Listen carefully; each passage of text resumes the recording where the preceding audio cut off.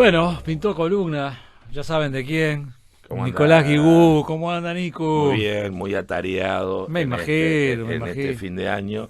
Mañana empezamos un curso en la Facultad de Información y Comunicación, un curso de educación permanente que se llama tiene un nombre medio extraño, Prácticas Etnográficas y Hermenéutica Simbólica, y bueno, tenemos un ¿Podés alumnado. traducir un poco? Sí, como ¿Eh? digamos, cómo la gente investiga y al mismo tiempo cómo, digamos, los investigadores simbolizan y la gente que es investigada simboliza en el proceso de justamente en fin, de trabajo de campo y demás, que es algunos aspectos que a veces del campo de las ciencias sociales quedan como algo menor.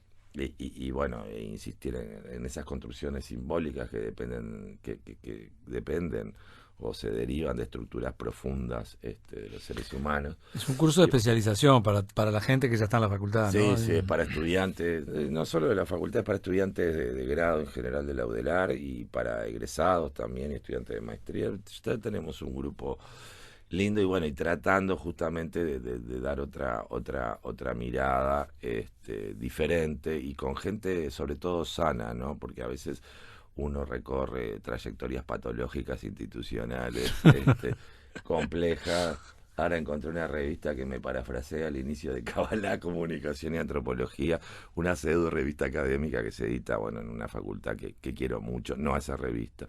Y cosas así que uno tiene que enfrentarse con gente rara, ¿no? Entonces, muchos estamos insistiendo desde el campo intelectual es que el compromiso político primero es tratar de tener vínculos sanos con gente que no sea extraña, que no sea desdoblada, que no sea ambivalente ni oportunista, ni que responda a cuestiones raras que uno no sabe bien qué son, ¿no? Cuando uno ve gente que tiene ciertos manejos de poder y ciertas redes extrañas, que las maneja de forma particular, siempre tiene que entender que está del lado oscuro, ¿no? Y el lado oscuro en este momento político, que es en realidad lo que vengo a hablar esta columna, el lado oscuro está, digamos, yo creo que es la ilustración fin, de todo este proceso un poco triste que estamos viviendo en la sociedad uruguaya contemporánea y que yo creo que hay que analizar con muchísima calma, que es justamente la derechización de la sociedad uruguaya, de la Ujú. cual no hay la menor duda, más allá de que las izquierdas fueron las hegemónicas en las elecciones, en el caso del Frente Amplio, en la representación de senadores y diputados,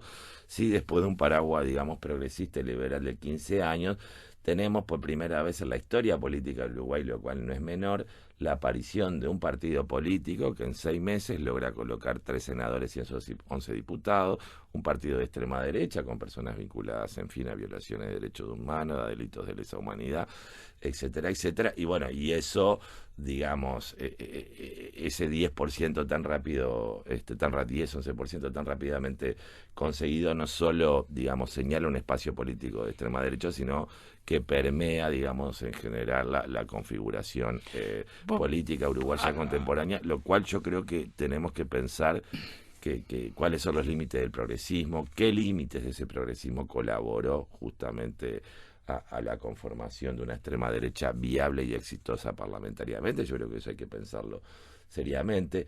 ¿De qué tipo de intelectual en ese sentido amplio del término? Cuando digo intelectual estoy diciendo de gente técnico, gente que hace cámara, gente que trabaja en radio, periodistas, escritores, historiadores, antropólogos, sociólogos y todos los locos, gente que pinta, que hace arte, en fin, en el sentido maestros, profesores, en el sentido más amplio del término, de qué tipo digamos, de ese material humano, por así decirlo, se nutrió en la izquierda, que no han sido capaces de generar ni ideas profundas, ni tampoco han sido capaces de colaborar a generar elementos críticos capaces de, digamos, con posibilidad de haber inmunizado, por así decirlo, a la sociedad de una extrema derecha rabiosa que surge y, en fin, que Vení. empieza a imponerse con niveles de consenso social importante, que eso es lo que más me preocupa, porque, a ver, extrema derecha en Uruguay siempre existió, pero quedaba, digamos, encapsulada en los partidos, sobre todo Colorado y Nacional, el Partido Blanco, y un poco alivianadas por cierto espacio, digamos, liberal que las contorneaba, que las rodeaba.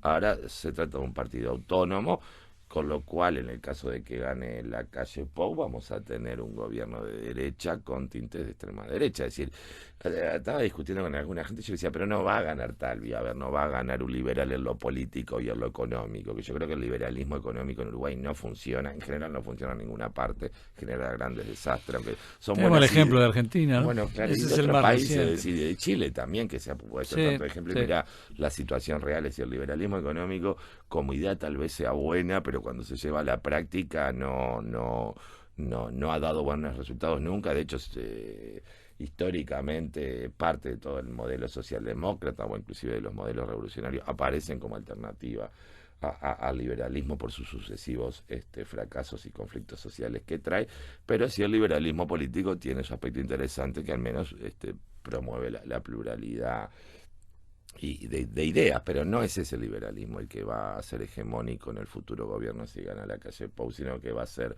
digamos, un gobierno conservador con elementos ultraconservadores, por lo cual estoy muy preocupado por ese motivo, e inclusive me mandaron una carta que se llama Carta a las Izquierdas, ¿sí?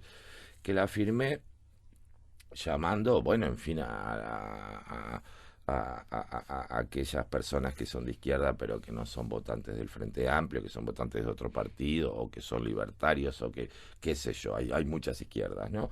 E inclusive la propia gente del Frente Amplio que ve los límites del progresismo o se ha visto afectada a veces por las pequeñeces humanas y las malas prácticas de gente que se autodenomina de izquierda, que lamentablemente eso es muy común. Bueno, y pensar un poquito más allá y en ese sentido darse cuenta de la situación y la coyuntura en la que estamos. Viste que yo no hago proselitismo político, es de las pocas veces que me vas a ver escuchar así, hablar así, Nelson, pero creo que el momento lo amerita, o sea, el momento lo amerita Venís porque estudiando mucho el tema, incluso sí, desde tu área, desde sí, tu área antropológico, antropológica, venís anticipando un montón de cosas desde hace ya algún tiempo acá. sí, Por ejemplo, observando la situación en Brasil, un país sí, en el que viviste, sí. estudiaste, Sí, laburaste. lamentablemente no son profecías, sino son proyecciones. Mis No, proyecciones se están cumpliendo y no estoy para nada feliz porque tiene que ver, no, hay gente, Nelson, que piensa que esto está relacionado con la alternancia de partidos políticos y nada más, con el sí, juego eso democrático. en las sociedades sanas, que no tienen ninguno de estos Exacto, pero en problemas, realidad es muy válido, ¿no? sí, sí Pero es válido, pero a ver, yo creo que es una situación mucho más de fondo que no responde solo al Uruguay, que es una situación internacional que yo le llamo la licuación gradual de la democracia liberal que se está dando en todo el mundo. La democracia liberal se está agotando realmente y ese agotamiento es percibible a través de las diferentes formas de derecha, extrema derecha, fascismo, neofascismo, nazismo, neonazismo, etcétera, etcétera, etcétera, que se están consolidando en las Europas, tanto en Europa Oriental como en Europa Occidental, y también en las Américas, y que tiene que ver también qué con... ilusa alguna gente, ¿no? Que decía, no, pero en Uruguay, No, a pero Uruguay no mira, llega. el mito del Uruguay como excepción es muy viejo, lo estudió mucho Gerardo Caetano y otros investigadores uruguayos, bueno, Real de Azúa, etcétera, etcétera. Y siempre pensamos que cuando eran los golpes de Estado de los 70 en América Latina, decían, no, Uruguay se va a salvar, Uruguay se va a salvar. Al contrario, va a ser como una suerte de barrera democrática. El Uruguay tuvo su golpe de Estado, tuvo su dictadura y demás. El Y no Uruguay se tuvo iba a nada que salvar envidiarle ni a Chile, ni a ni a nada, Argentina, ni a una Brasil. dictadura que cruel y feroz. Y en general el Uruguay, a veces es un poco más lento en los procesos, pero todos los procesos que se dan en la región y a nivel internacional también se terminan dando en el Uruguay. Y yo creo que este cambio en mapa político, un cambio radical en mapa político que muestran las últimas elecciones, bueno, reflejan un cambio profundo en la sociedad uruguaya. Y por eso, digamos, si bien yo he acompañado siempre, lo digo públicamente, sin problema al Frente Amplio como votante, simpatizante, y a veces cuando tengo tiempo hago algo, en general no tengo mucho tiempo, o prefiero dedicarme más a causas más sociales, más amplias, pero digamos, hay otra gente que firmó esa carta que a veces vota al Frente Amplio y a veces no. Estoy hablando de la carta de las izquierdas que publicó mi Hemisferio Izquierdo, gente en fin, que viene de otras izquierdas no frente amplistas, y que bueno, es un llamado a que en este momento la gente se dé cuenta, digamos, en qué situación estamos, más allá de todos los matices o inclusive conflictos fuertes de cómo ver la sociedad y la historia. ¿Tienes Ahora, alguno de los contenidos de la carta? O a ver, brevemente, digo, no tenés por qué leerla, ¿no? bueno, claro, habla de lo que muchos decimos que son los límites digamos, de los progresismos, que evidentemente Ujú. son modelos limitados en todo sentido, no en el sentido de no haber solamente superado el modelo extractivista, sino en el hecho de no haber logrado, aunque en algunos aspectos así, un cambio en la matriz cultural y política de las sociedades en las cuales se instaló, y que si bien obviamente significó un cambio en el nivel de vida y una ampliación de las libertades, eso es incuestionable, en todos los países en los cuales este progresismo más o menos ha sido viable, que es el caso uruguayo. El caso uruguayo es un caso donde el progresismo ha andado bastante bien. De cualquier manera, obviamente los límites están en eso, en el hecho de que, digamos, el capitalismo de rostro humano no deja de ser capitalismo, y bueno, y eso también implica ciertas formas de cosificación, implica evidentemente formas de asimetría social, implica formas de explotación, y demás, y una sociedad que siempre tiene algún nivel de desestructuración, por más que haya políticas públicas, por más que haya, como siempre, yo digo, está bien que haya políticas públicas para minorar el daño de esto, para minorar el daño de lo otro, pero yo desearía políticas públicas para que eliminase. ¿Cuándo vamos a eliminar la pobreza? El otro día voy caminando por 18 de julio, cerca de la 19 de junio, y un señor se para y me dice: bienvenido al Hotel Banco República. Fue muy gracioso. Claro. Justo no lo pude firmar. Lleno de gente, Sí, sí, mujeres sí. embarazadas, gente joven, gente vieja, y yo digo, esto no puede ser. Es decir, y no es sensibilidad de izquierda, como dicen algunos. No, son hechos reales, gente que está durmiendo en la calle. A ver, digamos, pero todo esto no solo se va a consolidar, sino que obviamente lamentablemente va a profundizarse en el caso de que haya un cambio de gobierno. Eso es clarísimo, pero no solo eso. Las libertades públicas van a estar en riesgo porque, a ver, no estamos, vuelvo a insistir, no estamos frente a una Ya son unos visión. cuantos que lo están advirtiendo, Bueno, pero ¿no? hay que decirlo con fuerza, porque, a ver, no estamos frente a una coalición donde una cosmología liberal sea la hegemónica, estamos frente a una tendencia que ha sido históricamente conservadora. Justamente, mira, el otro día, repasando papeles, veía la nota, digamos, el artículo, el texto que escribió el señor Herrera, el bisabuelo sobre Franco, ¿no? Luis Él Alberto. él era gran admirador, él era admirador de Hitler y también de Francisco Franco, mucho más por su hispanidad, en fin, Hay su hay una visión teoría al del respecto mundo. que es por lo que se elogia, que evitó la instalación acá en Uruguay de las famosas bases, aquellas Claro, norteamericanas, bueno, para favorecer al eje, obviamente, ¿no? pero mira, había un profesor en antropología en la época de la dictadura que era un Y acá se personaje, lo ¿no? consagró como héroe, Claro, antiimperialista, ¿no? antiimperialista, pero en realidad era antinorteamericano, obviamente, por sus simpatías con el eje. Por lo menos con Franco, claramente. Leí la nota de admiración profunda hacia Francisco Franco. Bueno, está la famosa foto de la calle también con el saludo falangista. La tengo por ahí. Estuve recogiendo un poco No, tiene de material, ¿no? la Estoy calle hablando del Herrera, padre de la calle la Pou, calle ¿no? Herrera padre de la calle Pou tiene un libro escrito en También. 1964 elogioso del gobierno de Franco y del propio Franco, Y del ¿no? propio Franco, es decir, bueno, eso evidentemente mucho con la democracia liberal no tiene que ver. Y bueno, y el herrerismo tiene esa impronta liberal como parte en un momento una parte minoritaria del Partido Nacional, ahora una parte evidentemente mayoritaria y hegemónica, y a eso se le suma, bueno, un partido de extrema derecha, triunfante en el sentido de que en 6 meses, vuelvo a repetir, son 3 senadores y 11 diputados, ¿no? Y bueno, con un personal bastante complejo dirigiéndolo. Entonces, evidentemente que esa conjugación hace que el futuro, que esperemos que no sea así, el futuro gobierno vaya a ser un gobierno de derecha, tendiendo más a la derecha todavía, y eso va a afectar la forma de sociabilidad, las libertades individuales. Bueno, ni que hablar, qué pasará con la ley de 8 horas de los pobres peones rurales, ¿no? Me imagino que volará inmediatamente, obviamente que el Consejo de Salario, es decir, va a haber una desregulación, y la relación capital-trabajo va a trabajar mucho, en vez de buscar un equilibrio, va evidentemente a trabajar mucho más para el lado del capital en desmedro del trabajo, y eso va a generar una conflictividad social importante que obviamente va a ser solucionada de forma más o menos violenta. Yo no tengo la menor duda. Inclusive todos los sectores que si las políticas públicas llegan de manera relativa y que siguen siendo sectores excluidos de la sociedad, yo no percibo que haya políticas públicas mejores, sino que evidentemente la solución a la que se está atendiendo es a políticas represivas. Esto en el marco de una reforma que fracasa, y que logra, y un fracaso relativo, diría yo. Bueno, pero están esos márgenes del 10% que decís vos, claro. ¿no? Digo, también hay un dato de la realidad que se desprende del sí o el no a la reforma, que votó muy bien. Sí, perdió, pero votó muy por bien. Por suerte perdió, porque si no, yo no tendría ánimo ni de venir acá. Pero realmente tendría que arrastrarme, ¿viste? Porque ya realmente ya, si eso triunfa, es que estamos en una configuración social muy compleja.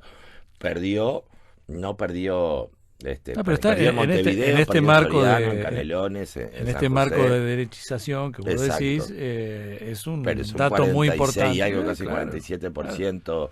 Que apoyó. Fue el candidato más votado de toda la elección. Bueno, ¿qué te parece?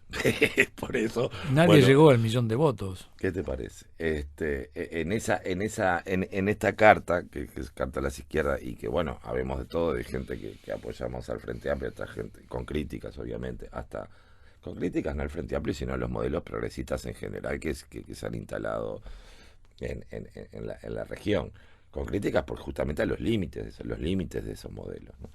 Y digamos, gente que va y viene, que vota al Frente Amplio a veces y no, gente que es extra, que no está dentro del espacio Frente Amplista, pero que pertenece a otras izquierdas, o gente directamente que es liberal y se la ve venir.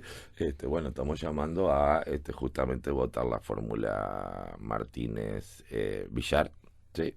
Como un esfuerzo más, que espero que tenga algún tipo de resultado, desinteresado obviamente, porque no estamos postulando esto a cambio de nada, sino simplemente como preocupación de ciudadanas y ciudadanos, sobre todo considerando, ojalá que estos días que quedan la gente piense en el país que se viene con estas variables políticas. Va a ser un país muy complicado, va a ser un país donde la coexistencia social va a ser muy compleja, inclusive la coexistencia política, porque parte de esos elementos que van a conformar ese país no tienen, digamos, no tienen su creencia en el modelo democrático, tienen otras creencias, o en todo caso piensan la democracia de manera muy conservadora, es decir, excluyente.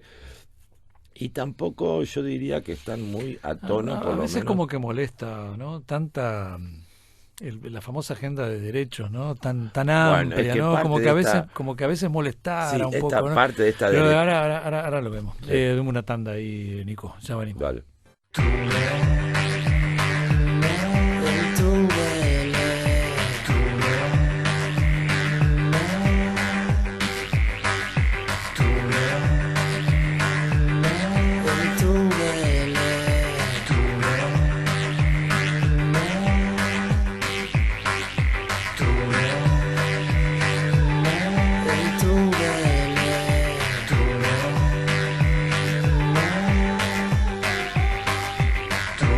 Bueno, Juancito Steiner ahí nos abre micrófonos y acá la seguimos. Acá lo saludamos. Nicolás. Sí, bueno, porque solidariamente. Está bien, ¿recién lo ves? No, hace rato que lo veo. Siempre lo veo, pero estamos salvando en este momento. Porque sí, nomás. Hola, porque vos te prendiste ahí de la tuba y chao, bueno, no miraste. Pero... no, le pasa, estoy muy angustiado. Esa es la verdad, estoy muy angustiado. Estas situaciones, digamos, es un poco lo que hablábamos en la pausa.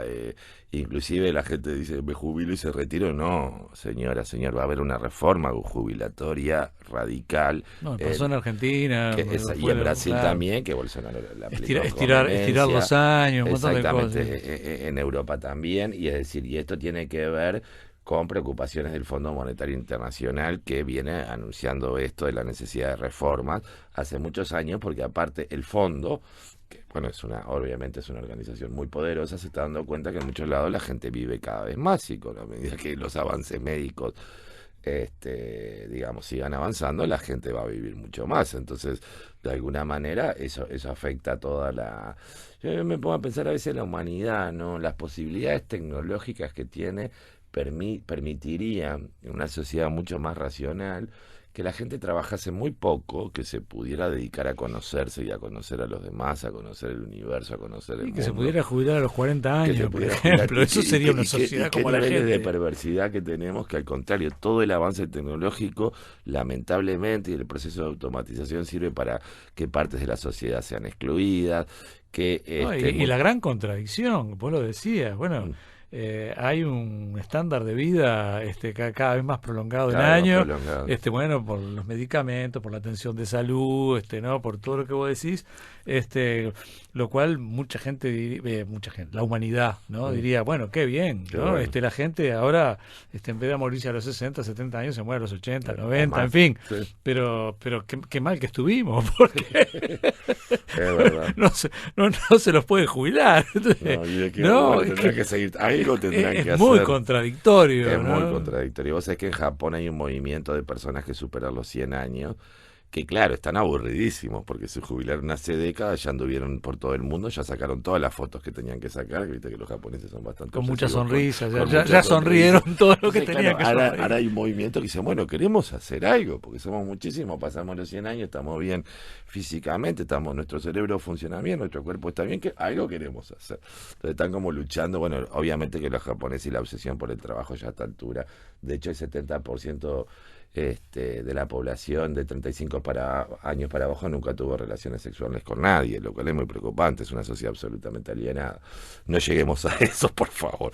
Pero bueno, volviendo un poco a nuestro país y a países de la región, aunque no solo de la región, porque este tema trasciende la región. Lo cierto es que yo creo que esta licuación gradual de la democracia liberal se puede palpar fácilmente en todas estas digamos estructuraciones de extrema derecha y también en la derechización general de la sociedad. Es decir, hay horizontes que se pensaban que se solucionaban, digamos, de otra manera, con ciertos niveles de racionalidad y aplicación de esa racionalidad, que aparentemente se diagnostican como fracaso. Digo aparentemente porque los fracasos, por ejemplo, todo el tema de seguridad es un tema muy discutido, muy discutible, y bueno, el otro día en otro medio un periodista señalaba lo siguiente que me pareció muy interesante, y una colega también señaló lo siguiente, ya son dos personas que escucho esto, que vos fíjate la importancia del discurso mediático en el tema de seguridad.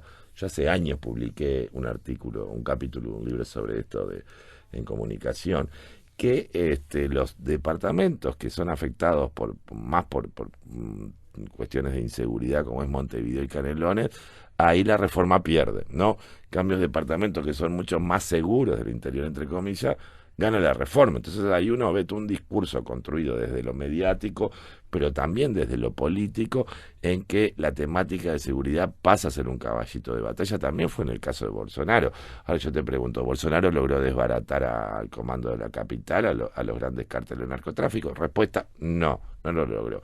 Lo que sí ha logrado es intervenir sistemáticamente en la favela y matar a una cantidad de gente inocente, pero los narcotraficantes siguen negociando, siguen vendiendo y siguen con sus grandes cárteles, entre otras cosas porque tienen relación con el poder político, el poder policial y el poder militar. Es decir, él viene de esos lugares, por lo tanto los niveles de confrontación son más para la escena, para el plató, que en términos reales. Entonces, en general pasa también que muchas veces estas soluciones, entre comillas, de derecha y extrema derecha... Porque aprende rápido lo de un hombre fuerte que va a liquidar a todos los delincuentes. Sí, ¿no? Pero si vos lees una historieta... No va a dejar un delincuente con cabeza en la vuelta, mira, ¿no? Por ejemplo, ese es el... Claro, pero a nosotros nos pasó a través del trabajo etnográfico que descubrimos casos donde la pasta base entraba a los cuarteles y se daban cuenta, viste, cuando hacen el antidoping para irse al Congo, bueno, ahí aparecía la pasta entre los soldados. Entonces vos decís, pero para poquito, vos me querés arreglar el país y no sabés lo que pasa en un cuartel. Bueno, casos de ladrones que entran a robar a los cuarteles armas, pero no para hacer un grupo guerrillero, es para venderla, obviamente. También otros casos de soldados que no le dan munición porque a veces temen que estén drogados con pasta base y se empiecen a disparar entre sí. Así que yo en primer lugar empezaría por una moralización del ejército, porque en realidad uno se entera de todo eso haciendo trabajo de campo. Cuando un padre te dice, no, mi hijo acá funcionaba bárbaro, pero entró de soldado y ahí en el cuartel, pum, se enganchó con la pasta base. Es decir, a ver, empecemos por casa, ¿no? Porque bueno, y entender que problemas, por ejemplo, como el tema del tráfico, del narcotráfico, del consumo, de consumo problemático de drogas potentes como la pasta base, también tiene complicidades de diferente tipo. Sí, también tiene complicidades. O sea, no hay que pensar, a ver, que salen no sé cuántos kilos de cocaína en Uruguay y los encuentran en Alemania y nadie sabe nada. Eso es una ingenuidad, evidentemente que es un lugar de tránsito, y para ser un lugar de tránsito ahí tiene que haber muchísima gente involucrada. Y con esto estoy hablando de gente de parte de las élites uruguayas, que probablemente sean como pasa con las élites que se desdoblan permanentemente, sean los más moralistas, los más que cuestionen todo esto, los que traigan las soluciones de seguridad, entre comillas, y que tengan diferentes niveles de vinculación con esa parte non santa del Uruguay. Es decir, en general las soluciones, digamos, de aparente anticorrupción de extrema derecha y contrarias al mundo delincuencial y demás, en términos prácticos, la verdad que resultados en términos concretos no han dado. Lo que pasa muchas veces que y también hay que ser, en cuestiones de narcotráfico específicamente, yo no...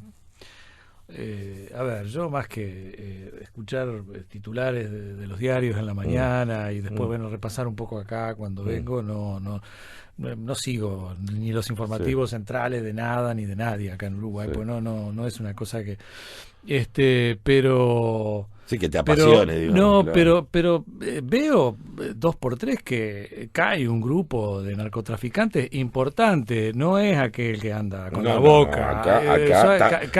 Caen cabezas, sí, 2x3. También se ha fugado de manera extraña, bueno, como aquel que se hablar, bueno, de ni la hablar. cárcel central, pero sí es pero por cierto, algo se fugó, porque antes claro, lo metieron adentro, lo agarraron. Y es cierto que han caído. Inclusive yo me acuerdo que vi al Amazonas seguido un cantante de allá muy conocido, de esos cantantes muy mediáticos, que aparte es narcotraficante, lo cual en el mundo amazónico no es una contradicción.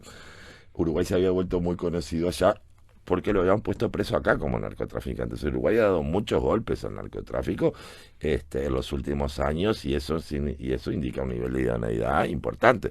Lo que pasa es que, claro, digamos, cuando las experiencias de inseguridad, que obviamente existen, son amplificadas y no se encuentran las soluciones concretas, o muchas de las soluciones que se dan son parciales y acotadas, entonces hay, y eso pasó también con el PT, ese talón de Aquiles que ha sido para la izquierda el tema de seguridad en algunos aspectos, es instrumentalizado por estos grupos de extrema derecha que en realidad no traen soluciones, porque también se olvida, y esto pasa mucho en Brasil y ha pasado en México, que cuando se plantea una guerra frontal, los otros grupos están armados también. Y entonces lo que empieza a ver es una suerte, como en México, una suerte de pequeña guerra civil. López Obrador tuvo que soltar a un gran narcotraficante, claro.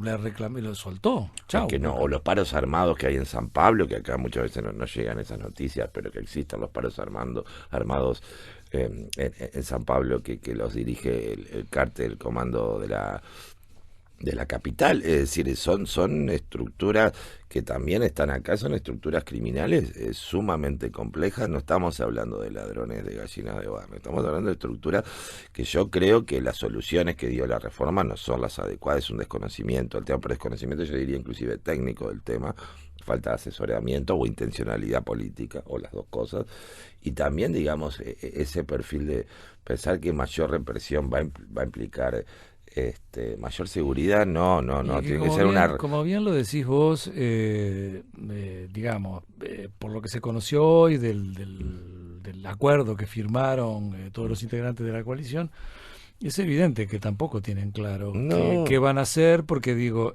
como parte de los puntos del acuerdo, bueno, fijaron allí algunos elementos que se tomaban de la propuesta de Larrañaga. Bueno, notaron, palparon, habrán ocultado la sociedad que cayó muy mal y de la noche a la mañana sacaron esos Ese puntos punto, que claro. hoy de mañana nos encontramos con otro acuerdo muy distinto del que era ayer con respecto al tema de seguridad.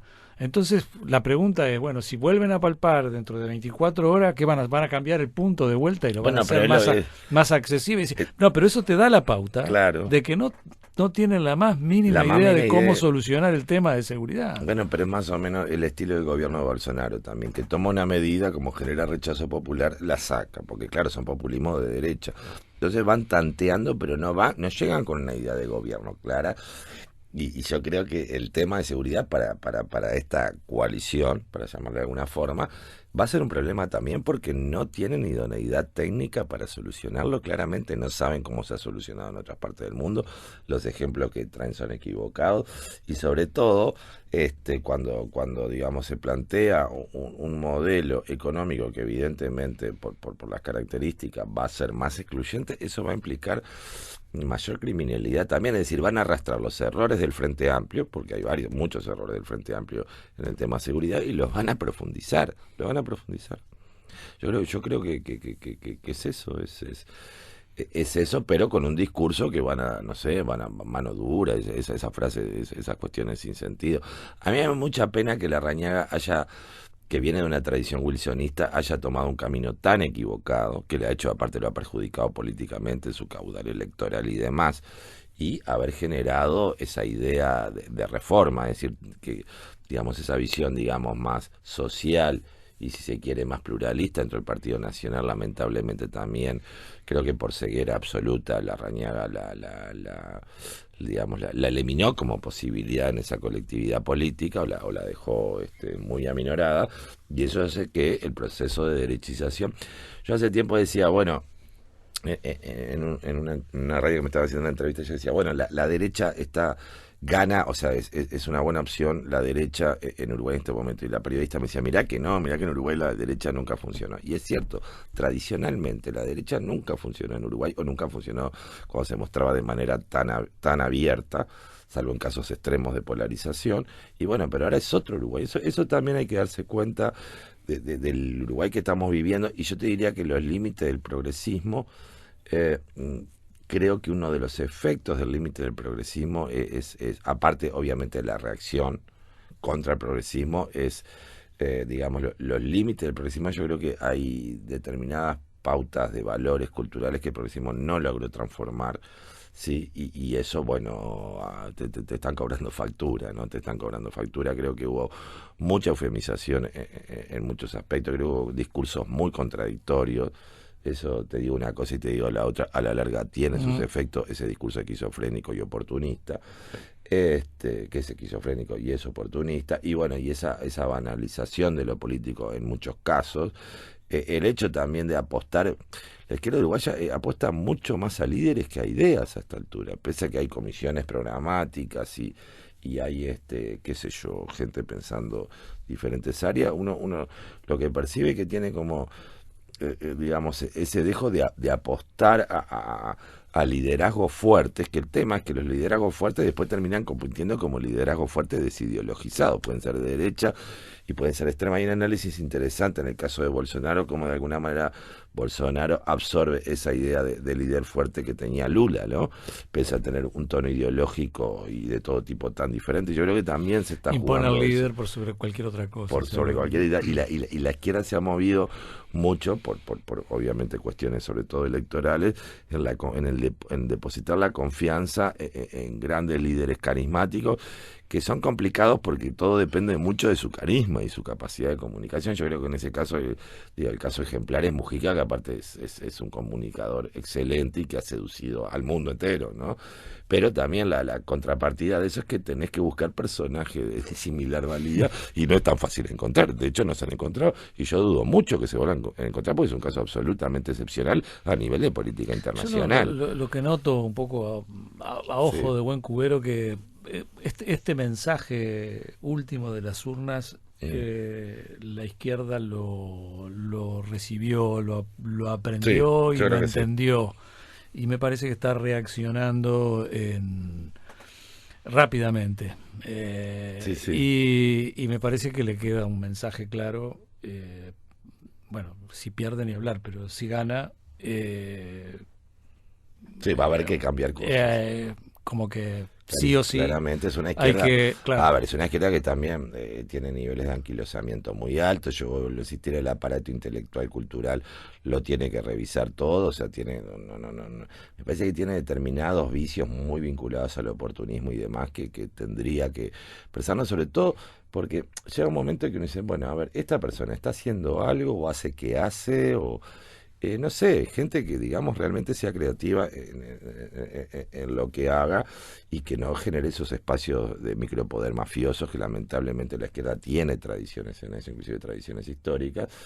Yo creo que es un llamado sí a eso, a pensar las políticas públicas de otra manera, a pensar las políticas culturales de otra manera, inclusive a pensar el Estado de otra manera, no generar una burocracia que se perpetúa ahí adentro y saca beneficios para sí misma y para la gente allegada. Yo creo que todos esos mensajes de alguna manera están llegando si llega a ganar el Frente Amplio y ojalá que eso habilite una transformación.